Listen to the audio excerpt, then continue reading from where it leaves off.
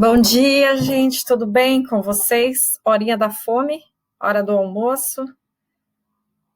Vocês estão me ouvindo bem? Eu estou vendo aqui, deixa eu ver, Giovana Amorim, Laura Zaparoli, Beatriz Amaro, Gabriele Bernini, Kaique, Natan, Júlia, Gustavo, Carlos, aí todo mundo acessando as aulas. Eu só respondendo aí, Kaique, eu vi que você estava procurando as aulas de ontem, devem estar no YouTube já. Às vezes demora um pouquinho para eles baixarem todas as aulas, mas deve estar lá, ok? Alguns recados para começarmos a aula. Até sexta-feira vocês têm que terminar a prova, certo? Ela está agendada até as 23h59, mas eu acho melhor vocês fazerem antes para não ter nenhum problema aí de fechar a prova, acabar o horário. Eu vi que alguns já fizeram, já estou corrigindo as questões que ficaram pendentes, então, né, não esqueçam de fazer as provas. Bom dia, Natan.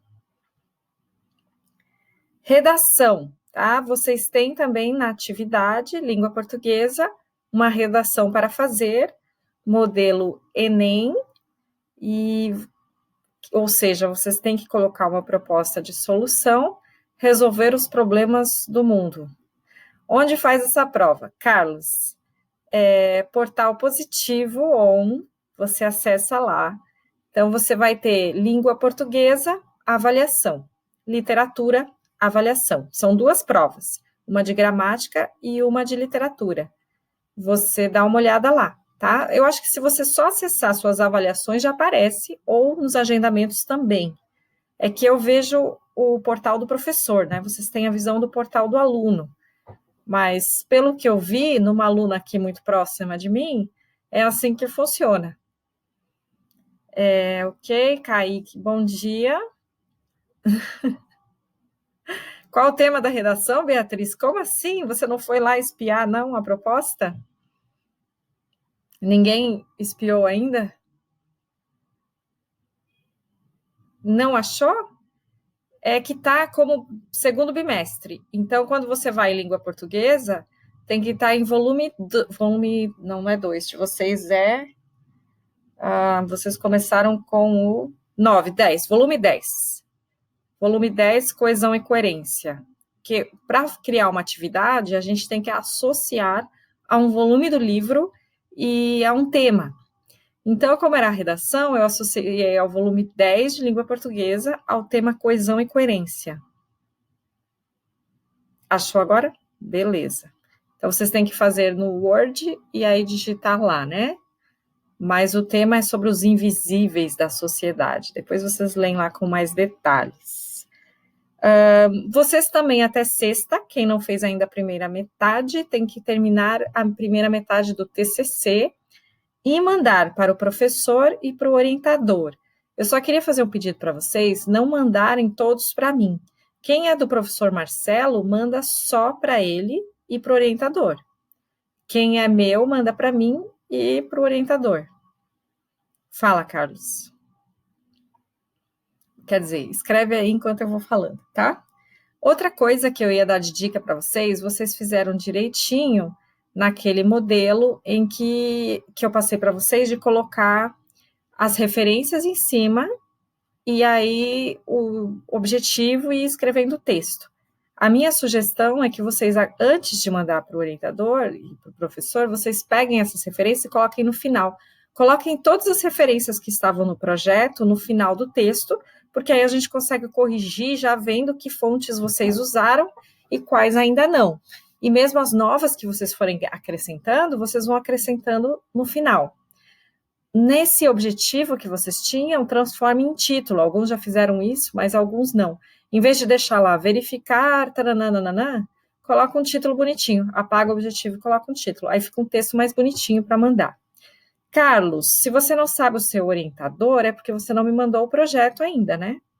Quando a pessoa manda o projeto, é que eu encaminho para o orientador, certo? E aí o caminho segue, tá? Então, quem está com o projeto pendente ainda não tem orientador. Agora que você está conectando direitinho, Carlos, vê se você apressa aí um pouquinho as etapas do TCC para dar tudo certo. Sim, vai ter, Kaique, mas isso é a etapa final, ok? A parte do resumo e do abstract, eu vou ter que ver como fazer, porque a gente fazia juntas, eu e a professora Thais. Vocês escreviam, os alunos escreviam, passavam para ela corrigia, devolvia e colocava no trabalho. Então, eu vou ter que combinar com ela como vai fazer essa parte final ainda, mas por enquanto a gente está nos finaizinhos. Natan, pode adicionar imagens, mas sem exagero, tá? O exagero vai parecer que você não quer fazer o trabalho. Então, coloca algumas sem exagerar. Falando sobre isso, amanhã, na segunda aula, nós teríamos aula normal. Como eu deixei aula ao vivo no Skype, eu pensei em abrir uma aula só para plantão de dúvidas. E aí, quem quiser, a gente pode conversar mais diretamente sobre isso. Vocês, inclusive, eu consigo olhar os projetos, os trabalhos que estiverem aqui comigo, certo? Daí nós não teríamos aula de português, já que hoje a gente encerra aí as revisões. Então, eu queria que vocês fizessem as provas, a redação, tudo mais. Então, amanhã só entra quem tem dúvida. E aí a gente conversa mais diretamente sobre isso. Boa ideia? Ok. Gustavo, se for uma coisa rápida, você pode colocar, tá? Inclusive, hoje, eu só vou complementar as revisões de literatura e gramática e esclarecer dúvidas. Quem já fez a prova já está tranquilo com o primeiro bimestre, não precisa ficar, tá, gente? Eu liberei do terceiro A também, e se vocês já fizeram a prova, foram bem, estão tranquilos, não tem estresse, podem ir fazer o TCC ou, né, redação, alguma outra coisa. Agora, de gramática e de literatura, eu vou só aqui fazer alguns exercícios e tirar algumas dúvidas. E quem quiser colocar dúvida desses assuntos, pode colocar. Sei que vários estão digitando. Quanta coisa! Natan, tem que correr, porque é como se fosse aula normal, né? Só que muita coisa é de vocês mesmos fazerem agora, né? Então, tem que se organizar aí e cumprir os roteiros. A partir da semana que vem, eu acho que o roteiro vai ficar mais fácil para vocês, porque vai ser como se tivesse aula no horário normal.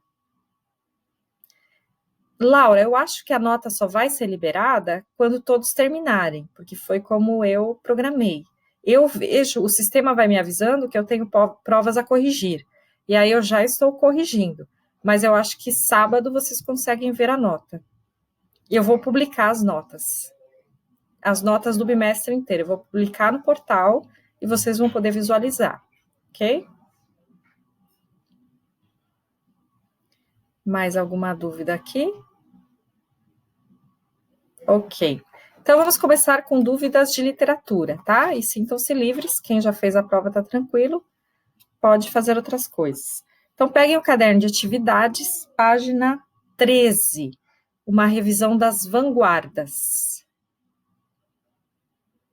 Caderno de atividades, literatura, página 13, revisão de vanguardas.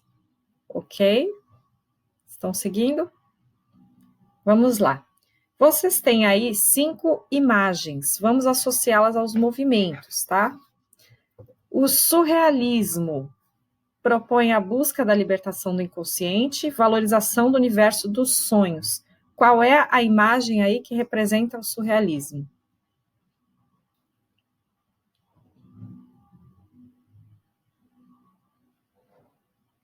Alguém? Ninguém? Coloquem a primeira, a segunda, a terceira, a última, a penúltima.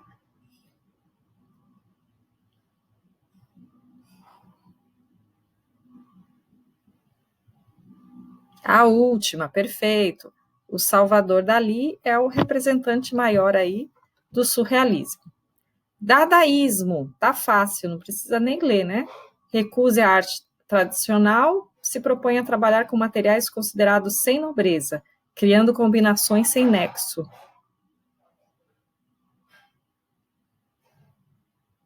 Alguém?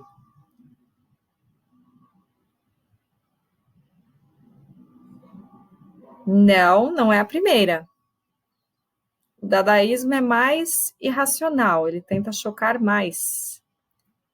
A penúltima, o Kaique adivinhou, muito bem, que é o mictório do Duchamp, né, que ele coloca como a fonte, ele pega uma coisa pronta para expor numa exposição de arte, e aí aquilo é para ser arte. Então a gente vê que ele não fez nada, na verdade, ele pegou algo pronto, isso é o dadaísmo. O futurismo exalta a velocidade e o progresso. Qual é a obra aí que representa o futurismo?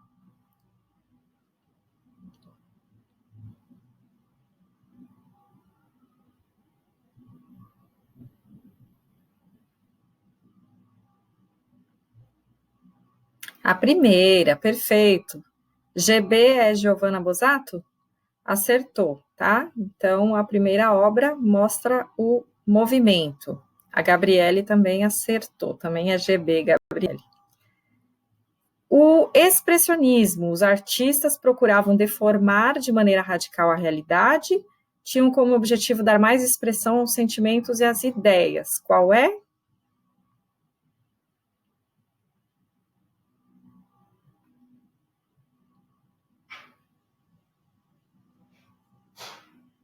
Qual é a obra aí? Tá fácil, foi a que eu usei no slide. Terceira, perfeito, do Munch, né, o Grito.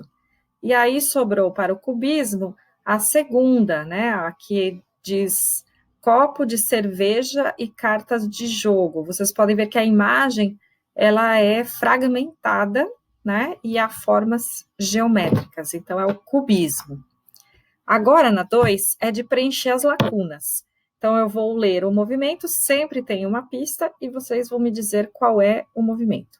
No plano literário, o propôs a destruição da sintaxe, a eliminação de advérbios e conjunções, o uso das palavras em liberdade. Essa vanguarda tem como fundador o polêmico Filippo Tommaso Marinetti, que lança o movimento oficialmente em 1909, com a publicação do Manifesto Futurista. Muito difícil. Exatamente, futurismo. Assim também não, né? Na B, na literatura, o tananana representou a fuga do discurso formal e o abandono da métrica e da pontuação. Os textos eram apresentados em fragmentos com a sobreposição de planos. Essa estética também valorizou a disposição gráfica das palavras no papel. E aí, qual é esse movimento? Com fragmentos e sobreposição de planos.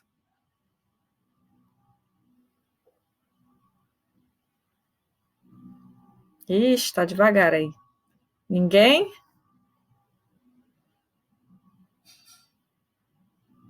Cubismo, perfeito, matou a charada. Giovana e Júlia. C. As características do tananana na literatura são descritivismo intenso do estado da alma, com a formação de imagens de sofrimento e angústia humana, e o uso de uma linguagem rápida, seguindo o ritmo de fluxo de consciência. Esse aqui tá mais dificinho. Quem vocês votam aí? Expressionismo, muito bem. Então, o último, obviamente, é o surrealismo, né? Que defendia o automatismo psíquico e a escrita não preconcebida. Então, para o surrealismo, a escrita deveria ser assim: você pega a caneta e escreve, não pensa, escreve tudo que vem à mente. Por isso, o automatismo psíquico, ok? Virando a página para a página 15, eu vou pular alguns exercícios, né? As pinturas que estão em cima, em preto e branco, qual delas é cubista? Todas são do Pablo Picasso, mas qual delas é cubista? Letra E, perfeito, Gabriele. A letra E, vocês podem ver que a imagem está como se visse de vários ângulos, tanto é que a boca aparece por um lado, os olhos para o outro, como se a pessoa tivesse movimentado e eles tentassem pegar todos os ângulos simultaneamente. Às 5, nós vamos fazer para relembrar as questões do modernismo português, né? Então, nós temos heterônimo, ortônimo ou pseudônimo. Qual é o nome que corresponde ao autor efetivo da obra? Ou seja, o autor que teve existência real. 2, ortônimo, isso mesmo, tá? Então, quando a gente fala do Fernando Pessoa, a gente fala que ele é o ortônimo. O nome fictício usado por um autor de uma obra, sendo o nome verdadeiro desse autor ocultado. 3, pseudônimo, isso mesmo. Isso acontecia, por exemplo, no romantismo, quando as mulheres queriam vender seus livros e eles não aceitavam que uma mulher escrevesse, elas colocavam um pseudônimo, um nome falso para vender. E aí o último, nome de uma pessoa imaginária, a quem o autor atribui a autoria de certas obras, obviamente é o heterônimo, né? Que é a característica aí do Fernando Pessoa. Deixa eu ver se tem mais algum aqui. Alguma dúvida, então, a mais de literatura? Senão, nós encerramos essa revisão. E vamos para o caderno de atividades de gramática para ver a questão do sujeito.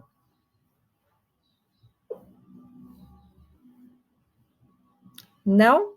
Dúvidas de literatura não? Então, caderno de atividades de gramática, página 16. Exercício 3.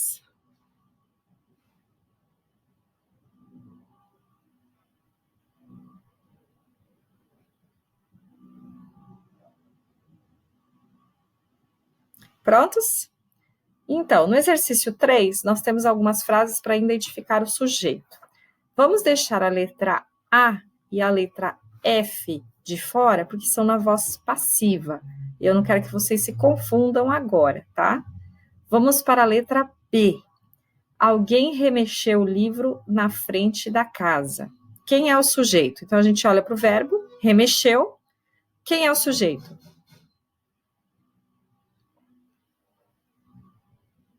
Alguém, perfeito. Quem remexeu? Alguém. Que tipo de sujeito é esse? Natan caiu na pegadinha. Não é indeterminado, é um sujeito simples. Porque a questão aqui não é filosófica, a questão é gramatical. Como o sujeito está explícito, foi alguém, ele é simples. Então, você não pode filosofar em cima. Se você pensar quem for alguém, você vai pensar, eu não sei quem foi alguém, e aí você vai chegar no indeterminado. Mas a nossa classificação é pelo que está escrito, e o sujeito está escrito aqui.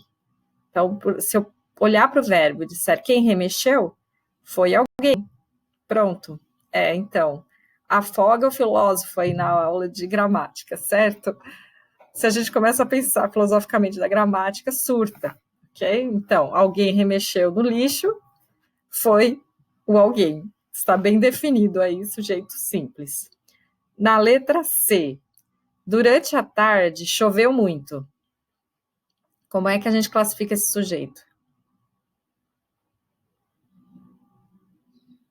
Não é indeterminado, Gustavo.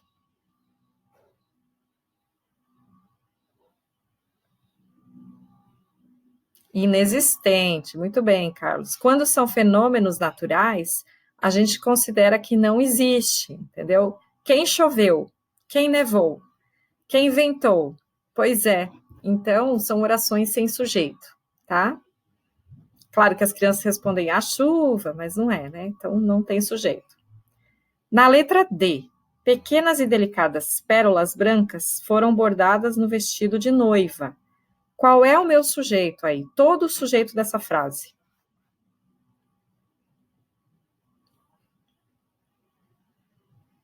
Pérolas brancas, um pouquinho mais, né? O sujeito completo, se eu fosse sublinhar, seria isso, pequenas e delicadas pérolas brancas. Tudo isso é o meu sujeito. Agora, eu tenho só um núcleo. Qual é o núcleo?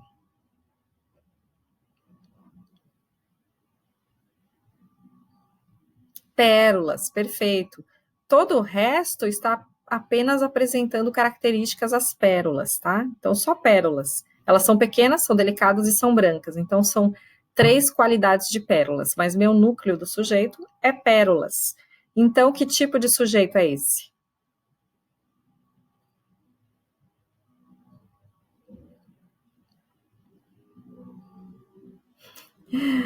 Sim, ele é determinado, mas qual é? Como é que a gente chama esse sujeito? Simples, isso. É um sujeito simples. Agora, na próxima frase. No cinema, falavam sem parar atrás de mim. qual é o sujeito dessa frase aí? Indeterminado, perfeito. Eu estou falando de pessoas que eu não conheço e que quem ouvir a minha fala também não vai identificar. Então, ele é um sujeito indeterminado. Ok? Tranquilo aí?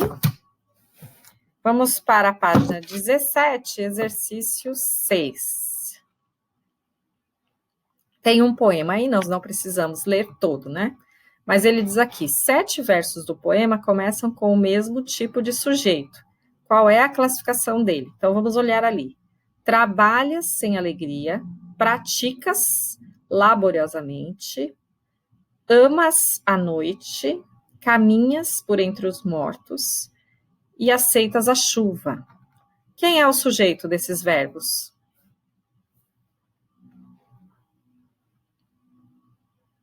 Se eu perguntar quem trabalhas? Quem? Tu, perfeito, Gustavo, tu.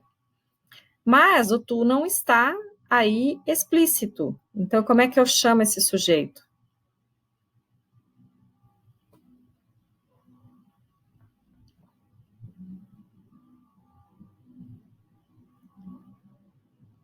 Ó, não é indeterminado, tá? Porque ele está determinado. É o tu. Nós conseguimos descobrir quem é. Isso, no livro aparece como oculto, mas a Gabriela e a Beatriz já aprenderam e que esse nome deixou de existir, essa é uma questão antiga, ele passou a se chamar desinencial. Elíptico também é um nome que serve, porque ele está escondido, mas o nome correto que se usa hoje em dia é desinencial. Mas elíptico também é correto, pode aparecer na pergunta. Olha, Natan, então, é uma questão de amadurecimento, né? A criança pequena ainda não identifica muito bem que está no verbo. Quando vocês crescem, vocês percebem que ele está no verbo. Então, vocês não chamam mais de oculto, vocês chamam de desinencial. Ok? Recentemente é essa classificação que tem aparecido. E pode aparecer aí nos vestibulares de vocês. Ele está na desinência do verbo. Não sabia? Você só sabia do oculto. Agora, vamos para a página 19, exercício 10. Eles ficam mesmo, mudando os nomes direto.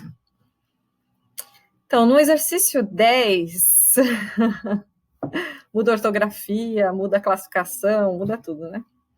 No exercício 10, nós temos a frase: somos, nós contemporâneos, excessivamente barulhentos e militantes.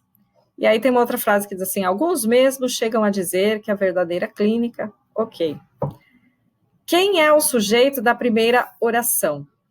Do somos, tem o verbo somos, quem é o sujeito? Nós. E ele está expresso, ele está escrito. Então, como nós está escrito, ele é sujeito o quê?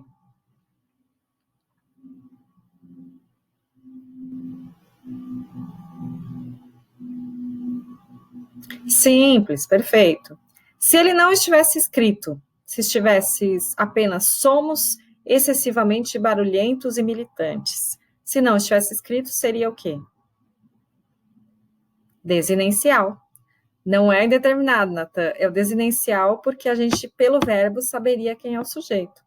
Pense, se nós dissermos somos barulhentos e militantes, você percebe que estamos falando de nós mesmos. Então, ele está explícito no verbo, por isso se chama desinencial. Calma. Na outra frase, alguns chegam a dizer quem é o sujeito.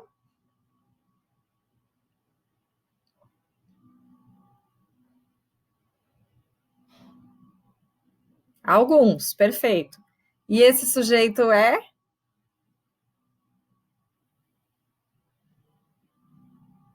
Simples, muito bem, Natan. Aprendeu a pensar gramaticalmente e não filosoficamente. Certo? Gente, mais alguma dúvida que vocês tenham? Podem perguntar.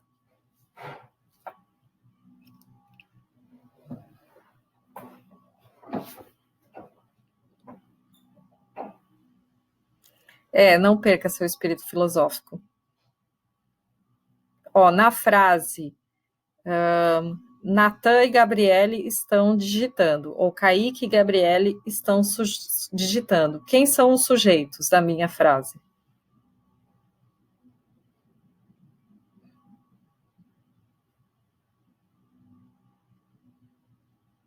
Kaique e Gabriele, perfeito. Aí, Gabriele, o núcleo é o seguinte: o que, que eu posso tirar desse sujeito?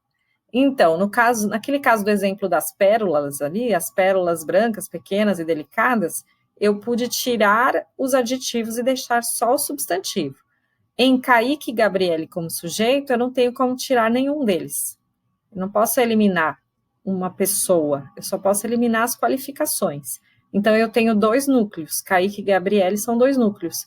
Que tipo de sujeito é esse? Composto. Perfeito. Quando eu tenho mais de um núcleo, ele é composto.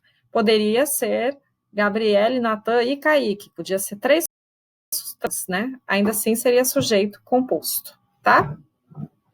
Kaique, você não fez a prova ainda, você tem até sexta para fazer a prova. A matéria de gramática de vocês é só essa, só sujeito, porque vocês tinham feito prova de gramática antes, por isso que eu fiz provas diferentes. A de literatura é o conteúdo inteiro, pré-modernismo, vanguardas europeias, modernismo português e semana de arte moderna. Está tudo no roteiro, só olhar lá. Mais alguma dúvida podem digitar, senão nós encerramos e vocês podem almoçar antes de fazer a prova, né? Não precisa fazer a prova com fome. E amanhã, quem tiver dúvidas pode aparecer, né, no plantão. Já fez a prova, Carlos? Foi bem?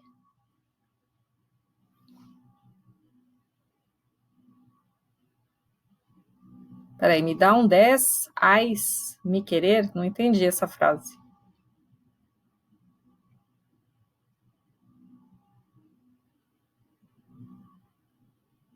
Sem querer o quê?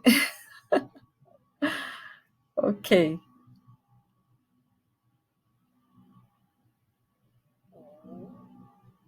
O Gustavo está se divertindo com a conversa no chat. O Kaique está dizendo, e aí, gente, vocês não podem ficar se xingando no chat.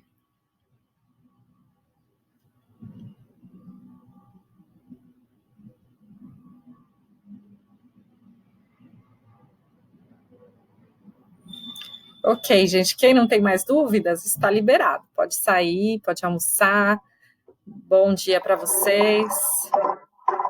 Professora, uma dúvida assim, que a gente não. Quem é que está falando, só para eu saber? Ah, Gustavo, ok.